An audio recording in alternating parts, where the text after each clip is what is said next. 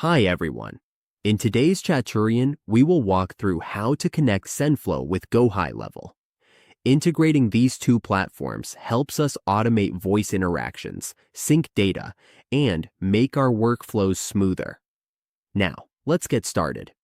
First, open the app marketplace in the GoHighLevel dashboard. We can find it on the lower left part of the page. Just click that marketplace. Let's wait a moment for it to load. We will see Synthflow AI listed. This is free. Click it, then install and continue. Allow the installation. Next, we need to authenticate the account with Google. Select our account and connect it to Synthflow AI.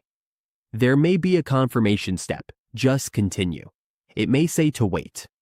Once this is done, we can place our first agent. Now we are in. It might take a moment. Once logged in, go back to GoHighLevel and refresh the page. Synthflow is now installed, and we have synced Synthflow with GoHighLevel. It will appear in the dashboard. Now, we have Voice AI available. To finish, just connect this so that GoHighLevel will connect to Synthflow. Hold down as prompted, then click Next. Now, Synthflow is connected to GoHighLevel. This is how we connect Synthflow to GoHighLevel.